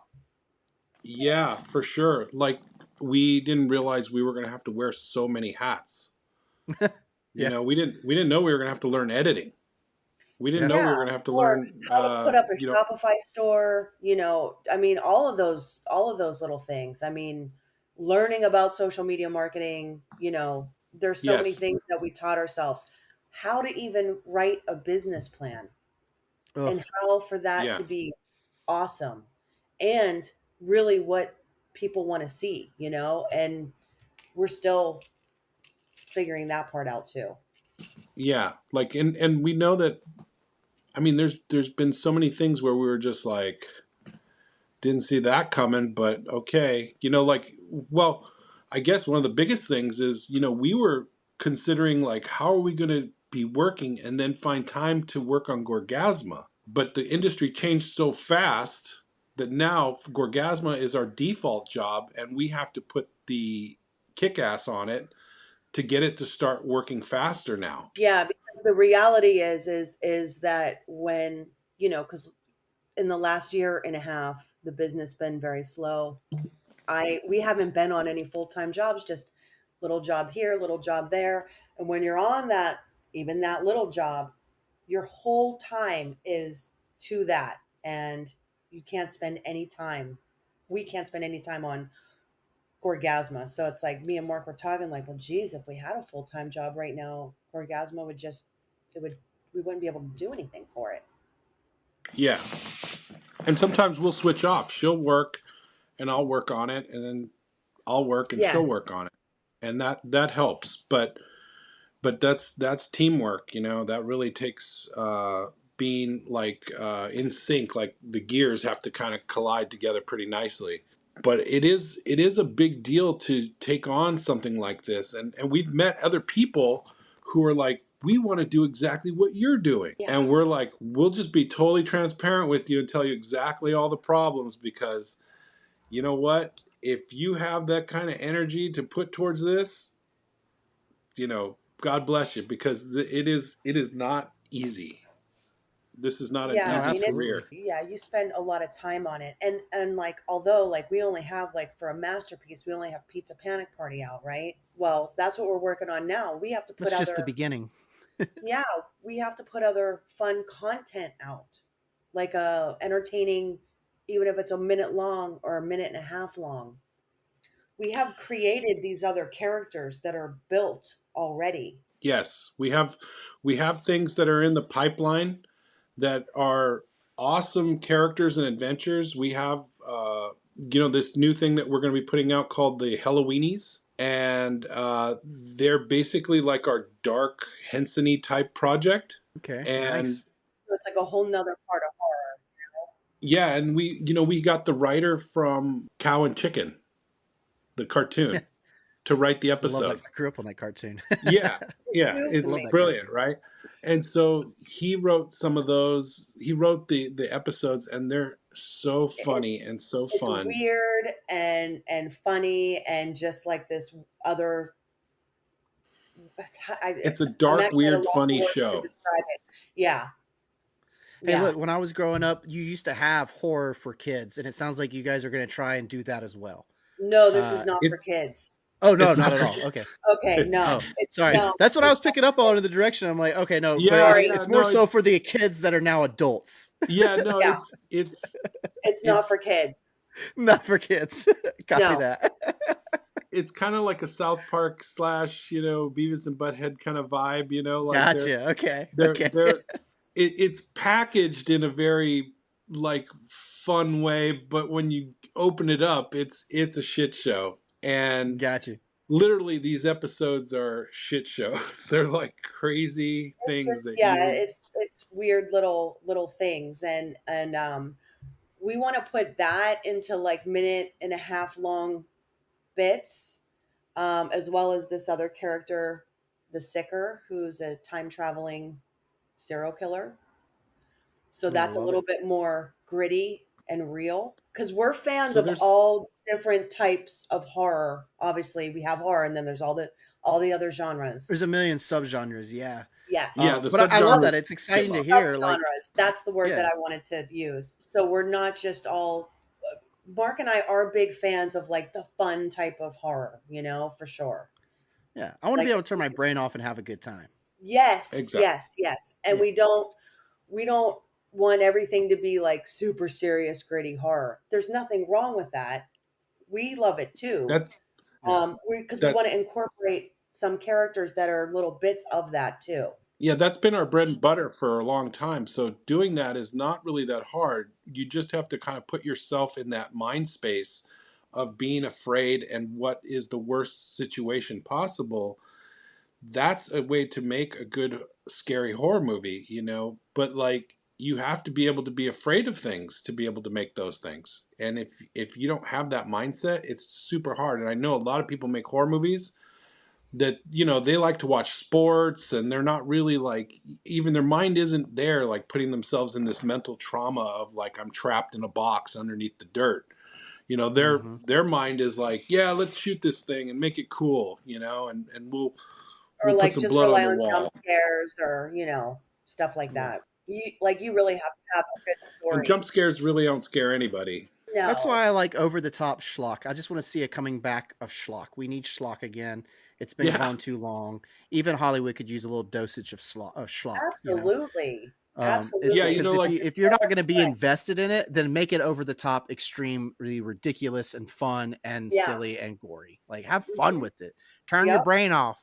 But I'm sorry, we got a little distracted there. But I No, do love the no. sneak peek at what's to come. But going off the question, with you guys having all this experience, there are still things that you can catch you off guard, no matter how well you plan it. And so, for anyone out there listening that's wanting to go this route and creating their own production, just know that everything can be planned as well as you can make it, but you're still going to have something come up. Something's going to catch you off guard. It may be something as simple as like not knowing how to do a business plan. These things happen because you're all focused on one aspect, That's but right. you'll figure it out. You'll get through it. Gorgazma Always, has. always, no matter what, even if you're like on a sleepless night, I promise you will figure it out. Because I've yeah, had many, staying up very late. Oh yeah, Oh gosh, those are yeah, those are the and tough nights, yeah, but you do it. absolutely, because you love it. Speaking of staying up late, speaking of getting it done, there are things that are a fact of life. It's not an opinion; it is reality. It is what it is. You cannot change it. The only way to deal with it is to basically embrace it, work around it, figure out what to do, and that is just reality itself. Is there or has there been a hard reality for you guys that you've had to basically accept when dealing with the creation of all of this? Maybe it was through filming Pizza Panic Party or getting your next projects in line or just dealing with Gorgazma itself. But what has been a hard reality that you guys have had to deal with and accept? You cannot change it. You just had to embrace it, work around it. for me personally, I spent my whole life dreaming up these kind of weird moments and horrifying Yeah, images, and not having anything that looked like that. And then now with the invention of AI, and now with the invention of like so much content that's out there, and people who are really talented that might be in Russia that decided to take a piece of meat and turn it into something really scary, you're seeing it on your social media now. my brain has now been satiated to the point where I'm finding it hard to come up with something to top those things, because there's so many really scary, visceral, abstract images that are coming out on the internet that Mark is you're bringing like, up a really good point. Yes, absolutely. And we were talking about that the other day. And a lot of this is with the AI generated, like just mini videos, because we follow a lot of those people. Because, yeah, the imagery is fucking cool. Do you follow any of yeah, those types of people, I Jacob? I tend to avoid the AI stuff just because they irritated me with the industry and part of Okay, what I I gotcha. had to Yeah, deal with. But understandable. of but course, there have been some cool stuff I've seen on YouTube. I've seen some of these AI rendered versions of, like, if RoboCop was a 1950s movie, and they have it all stylized, and it's like, oh, that's yeah. pretty neat. Like, it has that Yeah, kind it of is neat. Fallout look to it, where it's like, It oh, is that's neat. cool.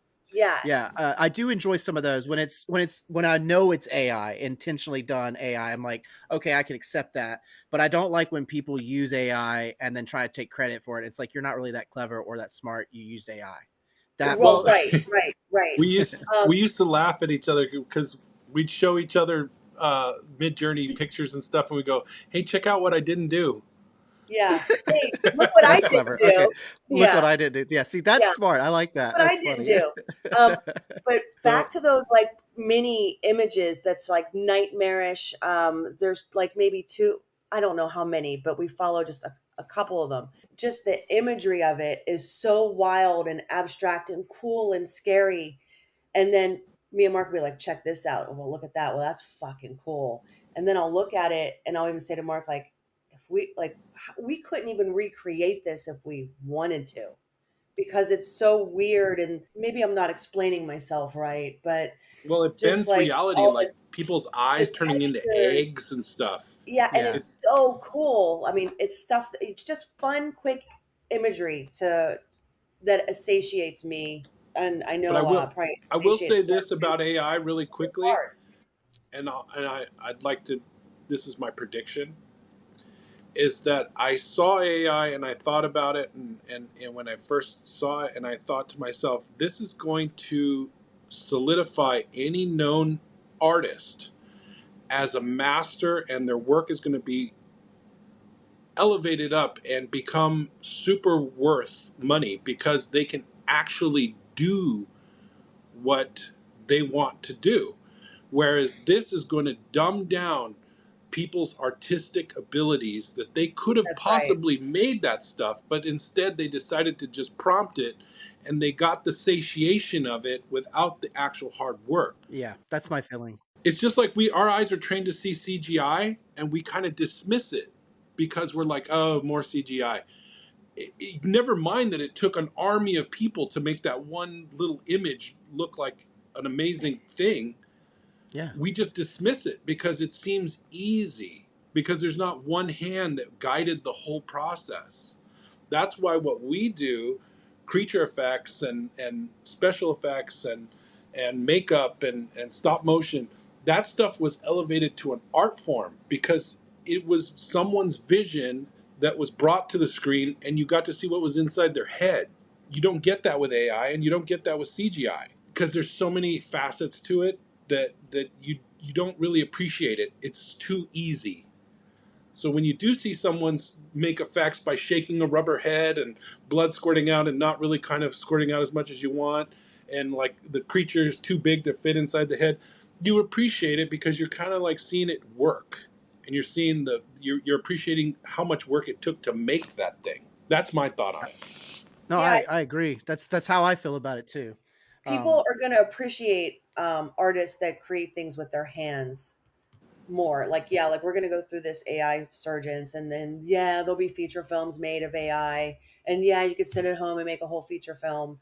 And then it'll get to a point where well, that's the thing. You it'll don't go make back. it. The AI does it. So why Right, how are Correct. you going to take pride in that? Correct. You right, But know, it's copy people, and paste. It's copy and paste. It's plagiarism. yes. yes. But It's I, lazy. I do feel like people, they're going to watch it still, you know? Oh Oh yeah, of yeah. Well, the course. new generation doesn't care. They're I not going still to had to care. read my plagiarized homework in class. Yeah. Yeah. Well, Like you I say still the new had to do it. generation doesn't care, but I think that it just depends on the person. I do believe this new generation, give them time, they'll find a way to make it a more useful tool than a replica, if that makes sense. They'll find a way No, to make it more useful instead of more hurtful. and they believe that they made it. That's the thing. They go, look at the cool AI thing I made.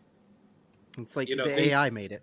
yeah, they are believing their own hype and saying, this is something I made, you know. Yeah, And because what it's they're saying is that it still takes a person behind it to prompt it, and you have to know what you're doing in order it to do certain things, which is true, but that's how they're saying that, well, then I made it. Fair enough. And I mean, that's a reality that we deal with literally today. and that's the creative Yes. stumping that I've been going through is that I feel like I've seen so much with my eyes that my mind is kind of like, eh, what's better? I don't know. Thing with two noses, thing with five Well, that's noses, why thing it's with, like the best thing to do is like, to not get caught up in doom scrolling. I Right. mean, you really got to watch that because it is so easy and it's so addictive. And these companies know exactly what they're doing. And it's crazy because it's like, I'll never do that. I catch myself doing it all the time. And I'm like, fuck, you got to stop doing this shit. I'll say to Mark, get yeah. off your phone. He'll just be like, and he's like in a trance, like, Hmm. It's That's how like, they no, get you. get off, put the phone down. No, I know, and it's Create some real shit. Come on. Yeah. So moving along, we'll get into more of the lighter questions here, the good times, the good moments. And one of my first questions for that is, what is the most valuable takeaway that you guys have learned from your experience? You know, something that's helped you both grow and improve as artists, as content creators, and in general, the growth of Gorgazma. stay young. Yes, definitely stay young. But also too is really working with other artists. For me, like doing something by myself, it's just not as fun. Sure, I could do it. No, I wouldn't be able to make a whole short and all that by myself. Just saying, like, my art in general. But that at the end of Pizza Panic Party, like when we were on set, like the best emotional feeling we were experiencing, all of us. And it was awesome. It was like, we want to do this every day, like every single day, because it's different when it's yours. We've been on set our whole lives for career. Sure, there's ups and there are those moments like what a awesome crew and amazing, but this was totally different, and it's because it was ours, and we had all these amazing people with us, and everybody was behind it, and I with Gorgasma, when me and Mark are brainstorming for other things and whatnot, it's the best feeling. We get another artist involved. It's just the most best feeling ever that I can talk about right now. Like I just love it. I look at Gorgasma at its very base level as a, what do we call it? Now the words just left me. A dark dark art art collective. a dark art collective, and there's a lot of other artists out there that we haven't gotten to work with yet that we want to work with, and I know, and whoever else that we meet, something like that. I mean, it's just a fucking cool feeling, and be able to create with your hands, and the way other people create, whether they're editing or behind the camera and all that other stuff. It's awesome. The I thing love for it. me, I think, is that feel like I've had shackles on for most of my career because the things I wanted to do had to coincide with somebody else's visions. So, Yep. like, I'd have to sneak them in. Like, if I wanted Yep. to see someone's head crack open and a brain creature come out, there probably had to be something similar to that for me to actually do that, or whatever it was. But now I feel like with this, we can do whatever we want, and that is the most gratifying feeling. Like you can build things and do things and work with people and Right. And there's not a studio or a producer saying, nah, that's a little over the top. We want to do it like this, and then you're like, okay, or, like during testing and you have a creature out there and or even in the design phase and you're like so stoked about this one little aspect on the creature. And then they go, we don't like that part. And you're like, fuck, they just took out the one part that I love about this design. Little things like that. Because in a sense, you're kind of a commercial artist. The head splitting in Pizza Panic Party, part of that is a frustration I had on this movie called Fist of the North Star, where it's an anime movie that they, if you got hit with a certain move, your head would explode, right? I actually love that anime. I've watched it all. Right. Yeah, So it's I got to good. do the It's so movie good. part of it, right? So the movie version, Is there a um, live action movie? there There is a live is. action movie. Oh, And I wow. remember, That I I was not remember aware of. I was so excited about doing these effects because I was going to make it to where everything stretched out. I was going to make it Yeah. look just like an anime. And I had it in my head and I That's went and perfect. That's presented exactly it. what it needs. I went and presented it to the producers and they looked at me and they said, I don't think this is the head exploding movie. And I was like, oh. Have you not watched the fucking anime? That's The anime exactly is what it like is. insane, right? It's like heads Yeah. It's blowing really up good. and ribbons Actually, going everywhere. I am going to be disappointed if I don't see that in the live action. Thank you. Yeah. So like that to me is one of the things like when we want to make something, we can make it and we have enough friends who can actually help us make it because they'll That's bring right. their technical expertise to go like, Yep. yeah, if you want to see that, maybe we light it in a different light or maybe we shoot it from above as opposed to, so that we get like a lot of other people's opinions and their technical expertise, and that helps us achieve our visions. And a good example is I've never seen my effects, or I'll say even our effects, Heather, Well, they are. that were done to the soundtrack of Joseph Bashara. Joseph Bashara's soundtrack on Pizza It Panic was Party. amazing. When I saw the head shaking and the noise coming off of it, he's It an was so amazing cool. composer, and I've never had my effects done to an amazing composer like that. No, It we was haven't. Not like that. And with our awesome DP, the way it was lit, and yes, the DP, the to way it see was that for lit, the the way first time, that was really exciting. It was like, holy shit. I mean, I yeah, got and like goosebumps watching it, like for yeah, real, I actually got goosebumps because I love watching that my own soundtrack. effect, which has never happened in my life. And when I saw that soundtrack, when I heard the soundtrack and saw the imagery, it was like a big check mark went off on my bucket list. You know what I mean? It was Uh-huh. like It was really great. cool. Only took It's you going to over be 20 good. years to get there. It's the fact that But you you did get it. there. Really, I mean, I Hey, wish at it least was like sooner. It's exactly, amazing. you get there. Yeah. And that's the best Yeah, part. those little moments are really what make it all worth it. I love that. Being able to work with other artists and learn from them on a project that is yours, but Oh yeah. even you having known that frustration when working on a standard studio set of having to compromise. I like that with your production. You guys were like, no, we're not compromising. We're working with this artist that's helping us elevate what we want to make happen. And they're giving you the reality of like, I know you want this. We're going to get you what you want, but we may have to do it this way to make that work. And you're willing to meet them on that level so that your vision is still brought to life. So I think that's Oh yeah. amazing and is a great way to grow as an artist. And Yes. like you said, Mark, it's that relief of being like, finally, it's my thing that I want to do. Right. And others want to do it with you. That's And right. not say no, but yes. And that's awesome. Earlier, we had talked about the unexpected, but now I want to ask you guys, what is something that you did expect with this project? And you've actually probably made it clear already, but just reiterate for me, what did you want out of Gorgazma? What did you want from Pizza Panic Party? For people to dig it, first off, for people to love it. Well, I think for me, I always felt that I knew I could produce something that looked really good if I really was just given the opportunity. And I've had plenty of opportunities where, like I said, I was collaborative to a fault, and so I would end up putting things in other people's hands and not really taking on the position of like their responsibility is my responsibility.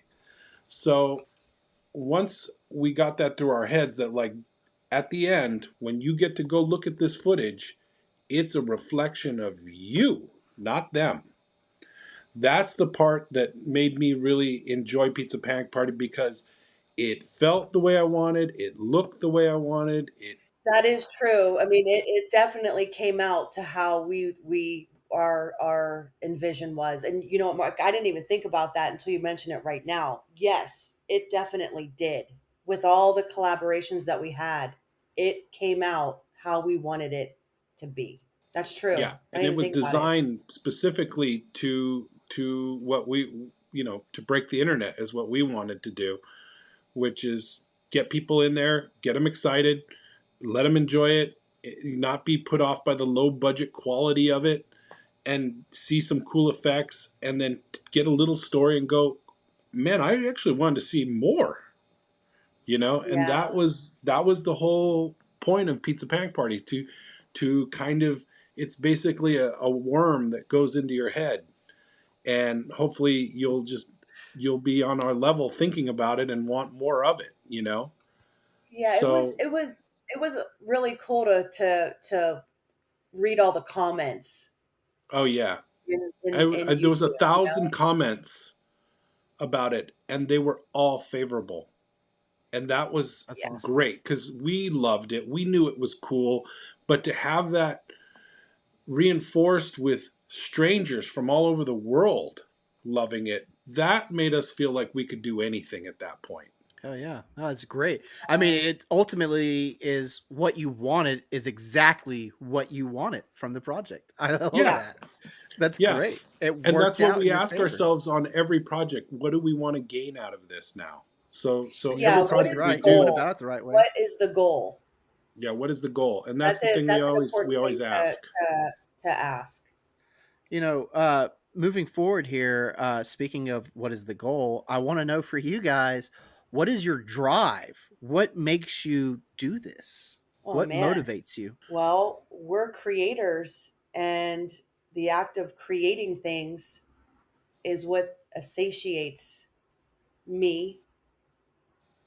Sure, Mark too, obviously, but but yeah, it's all about creating, whether it's with my hands, whether it's with talking to other people, brainstorming ideas. We just want to create. I just want to For me, create. for me right now, I think a little bit it's time. You know, I look at like how many years have I spent making stuff for other people, and now how many good years do I have left to make stuff for myself? Well, if I only have less time than I did when I started, and who knows? So past 50, it's not really promised. So, I look at it as like everything I do, it's got to be something that I enjoy and I'm willing to waste my time on it, because I want it to be good at the end, for me to feel good, to satiate my artistic, addiction, really. I mean, it's, I can't not create. I like that. Yeah. It's definitely an addiction for sure. Yeah. I I get think it's depressed. I get really depressed if I'm not doing anything. it's your Yeah, me outlet in a too. way. I get Me really too. depressed. I Yeah. feel like I don't have any purpose. As silly as that sounds, but it's like, what am I doing? Yeah. You're So not like we creating. That's what you're doing, and you need to create. That's a great motivator. Is like I need to express this. I Yes, think that's and awesome. those, and there's so many things that I grew up with that I really wanted to see live action that were not ever made. Yeah, There's so many fun comic books and things that I grew up with that kids, they think comic books are movies now, and Yeah. magazines are internet. And that's how we're seeing it. It's like, okay, social media is the new magazine. We're going to Yeah. give you ads, we're going to give you information, we're going to give you entertainment, we're going to give you things you yeah. didn't really ever, Visuals, artwork. visuals. That's our contribution now because someone did that for us. So now we have to do that for someone else. And social media is going to be the way that we're going to have to do that, because that's the new magazine. That's Playboy. That's Fangoria. That's the internet. And so we have to honor that and create really cool stuff for it. It's the times. It's what we're living in, but you got to Yeah. keep ahead of it. Podcasts. Yes. Yeah. Yeah, Leave podcast. something there. This is my verbal magazine. That's right. If anything, it's right. more free than magazines ever were, because you can actually watch it whenever you want, put it up, and listen to the actual person, and you get to hear their voices and their opinions, and Just I what think they it look connects like. people. Yeah. Yes. Connecting Uh, with other people, I think, is pretty important, especially in this day and age when everybody's online. It's a lot of online. There's a lot of negativity. I noticed, like, there's a very negative aura, and a lot of people. I grew up in a time where it's like you don't say something unless you're going to back it up because you get smacked for it. Nowadays, people are fearless. They'll just say stuff Oh yeah. online, but it's like I'm sure if you were in a room seated next to each other, you'd have a completely different conversation, and you wouldn't be so aggressive.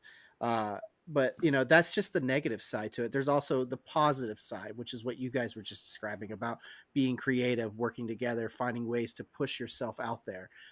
That's part of why in a negative space, I want to be that positive enforcement of like, hey, we can still have fun here. We can still do something cool here. Absolutely. Take your negativity and fuck off. Well, that's right. that's the That's right. future of things, is to find purpose and meaning in your life. I mean, if you are making stuff that makes you happy and you believe in it, someone else, I guarantee, believes in it too and wants to do something just as good. And they're going to take what you do, and it's going to empower them to make their thing, that's what it did for me. Comic books Mm-hmm. were my movies. When I was a kid, I looked at all the horror comic books, all the fantasy comic books. And so now I want to make something that kind of mirrors that, that has fantasy, horror, sci-fi, all of it together. I love it. Wrapping this all up, I'd just like to ask you guys, is there any advice or anything you'd like to say to anyone out there looking to do what you do, whether it's creating their own production company or making their first big short film? Is there just any advice, or maybe even getting into special effects, practical makeup? Is there any advice you have for them? Yes. I think that you have to be in the business of creating characters and stories. Even if you're doing makeup, I think everybody can do a cool makeup, but if you can make something that gives a question mark to somebody where they're like, that's really cool. I wonder why he has that slash across his face or whatever, or whatever it is. If you want to make stuff, you have to go and do it. You got to put a story behind it to pull people in. You can't just make some random makeup that's, nonsense, and then hopefully, no one asks you any questions about it. You have to make sure that it resonates with whoever it is you're going to show it to. And that could be making a short. That could be making a makeup. That could be, whatever. But you have to be able to do that and then open your mind up to the new ways of displaying it to everybody. Because the internet is going to change constantly. So back in my day, I needed a portfolio to get a job. I have never, since I got into the business, I haven't reworked my portfolio. And now if I want to show somebody something, I pull out my phone and I show them on my pictures or on my Instagram. That's your portfolio now. And it's there for anybody to look at. So make the best thing you can and tell a story so people are more interested and want to see more. Yeah, Absolutely. I just want to add like one little thing into that. Yes, I totally agree with what Mark's saying, but like let's say it's some kid. Well, I mean, I know time's a lot different, but like, there's nothing wrong with reaching out to somebody, that that's in the business. And even if you don't know them, and whether it's through Instagram or whatever, and having a conversation because you hit that right person, they're going to give you the time, I Yeah. know like when I was younger, people were definitely more gatekeepers. They didn't want to talk to you even. I know I had a really hard time with that in when I was a lot younger and just starting out, because it was location. I grew up on the East Coast. I moved out to California to pursue my dream of doing makeup effects in film and TV. And where I grew up, I mean, it wasn't like it was a real thing. It was so untouchable. It's so different now. It's not like that now because you have kids who are learning through YouTube channels because we didn't have that. The only information you could get on how to do something was to go to the library, and there were a few books out there at the time. And even then, you didn't get all the information, you know? Or Now all that information, wait wait for for the new the Fangoria to see a behind the yeah, scene, to see a picture of yeah, something. And then in that picture, you'd look in the back, what's on the shelf. But even then, it still doesn't tell you exactly how to do something, you know? But nowadays, there's so much information out there.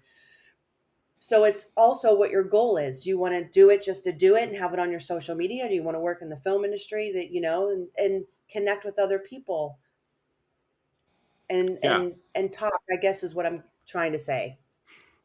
No, it makes In a very sense. long way, it's what I was trying to say. yeah. Reach Uh, out because you'll be yeah. Reach surprised who out. will talk back. That's right. That's right. Yeah. That's The right. You hit worst the that right. you're gonna get is no thank you. That's the worst you're gonna get That's is a no right. thank you Or just or a a no no. response or something, you know, Exactly. and that's okay. Just move on. Move on to the next. Thank you guys. I couldn't have said that better myself. Thank you guys so much. I appreciate the advice. I appreciate everything that you've shared with us today. This has been really fun for me, just because as a fan Us of too. horror and practical effects, I really enjoyed this conversation. So thank you. Oh my God, thank Yay. you. Thanks for having us. I really Yeah. enjoyed this. I really Yeah. enjoyed talking to you. I mean, this was so much fun. Right. I Yeah. hope that we get to do it Great. again. Yeah, yeah, we'll do it again. Hell When that yeah. next project comes out, we'll talk about that too. That's right. That's right. Speaking of the next project, as we wrap this up, is there anything that you guys would like to add before we get done here? And of course, when you're finished, please promote yourself, put yourself out there. Where can we find you? How do we follow you? How do we get in touch with Gorgazma? How do we watch Gorgazma? How do we watch Pizza Panic Party? So Okay. I think our one of the things that we want people to be on the lookout for is we are going to do a really cool fan backed project that right now is actively called Blood, which is bloodthirsty life forms unleashing death. Nice, BLUD. Yeah, it's a nice. play on Chud, but it's going to be kind of like Chud mixed with Escape from New York. We're going to take the shorts up one level higher. So that's another masterpieces that's coming down the pipeline. With that, there's going to be a card builder game, like a Magic the Gathering or D&D A game that goes along with it, role playing card game. a role playing card Okay, game, and that nice. that game is going to coincide with the short. And what we're finding out is the game is actually dictating the short a little bit, but it's going to That's be how it really goes. slick, really great. It's going to be a great interactive thing, and we want everybody to be part of it. We think it's going to be the future of horror, really, in our opinion. It's going to have a lot of great effects. And, That's awesome. if you're really interested in seeing Pizza Panic Party, you could check out our Gorgazma YouTube channel Yeah. At Gorgazma Tube is our at YouTube, Gorgazma Tube. and Instagram is at Gorgazma_official. But pretty sure you put Gorgazma in, it'll pop up. That's how I Yeah. found you. I just type in Gorgasma. It's a very unique word. And of course, there are links in the show notes. So click on those links and go check out everything that is Gorgasma. Yeah, Yes. and reach out to us and tell us what Yes, you and we're thought. always looking for new filmmakers and new editors and new people to work with on various things. So like if you are an aspiring artist or somebody that, has a unique vision and you think it kind of aligns with us and what we're doing, we're very open to meeting new people and talking Yeah, to reach people out to about, us. yeah, reach out to us. You'd be surprised. We have a lot of really great people that we're teaming up with lately. I mean, Yeah. we met at Comic Con. You guys had a great little table set up. You were next to the Fangoria setup booth, and I Famous just happened to Foster. walk by and saw the giant, pizza Pizza Yeah. Panic Party monster Yeah, you saw the silicone head that packet. you had. And I was like, this is Yeah. beautiful. What is this? And we just got to chatting, and you were so personable. You guys were great to talk to. And you just Right. made me feel very welcomed. It was easy to talk to you. You saw the fan in me. I saw the fan of the genre in you guys. And here we are now on the podcast talking about it, which was really cool, because I was like, hey, listen, I love this stuff. Come on the show. And you guys did. So thank you for doing that. I can Yeah. No attest, problem. if you just reach out to Mark and Heather, they will chat with you. They will tell you what's up. Yeah. There's nothing wrong with giving them a hello. And if you have something that you want to work on, just reach out to them. They'll tell you Yeah, what's what. please tell us Yeah. what you think. We're all about that, because we are very It's we are community. very personable people, and it's a community, and we embrace that. We love it. That's all Yeah. I'm saying. It's a sad thing to make horror movies alone. Boring. Right. Yeah, it should be a fun It's adventure boring. for everyone. It's Halloween every year for a horror fan, or excuse me, right, Halloween every that's day right. for a horror fan. Exactly. And if we can make somebody's short like really great by just adding what we love doing anyways to it, we might. If it seems love like a worthy thing and it's together and they really did a great job, I mean, we might have the thing they exactly want. We don't know. That's We right. have a library of creatures and molds and stuff that it's vast. So like we can draw from things and help people. Let's put That's 'em to right. work. And also too, it's about support. People are supporting us. We're going to support other people, and let's rise in this. I love it. Support is really important. Yeah, I could have said it better myself, guys. Again, thank you so much for taking the time.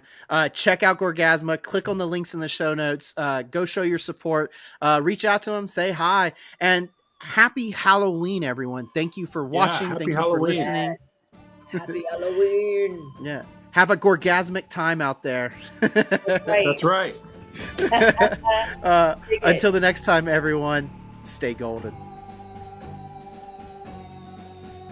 Thanks for tuning in, and if you like what you heard, please rate and review, like and subscribe. Every little bit helps. And as always, the theme music of the show is provided by the Ericka page, and our brand new graphic designs are all thanks to Quality Artworks. Links are in the show notes. Go support these amazing indie artists just like they support IPA Sessions. And of course, please follow us on social media. We have Facebook, Instagram, TikTok, and YouTube. That's at IPA Sessions Podcast. And if you or someone you know is an independent artist looking to promote their work or just share their story with us, please hit me up at ipasessionspodcast@gmail.com. Thanks again, everyone, and I hope you're able to find some inspirations for practical applications and entertainment.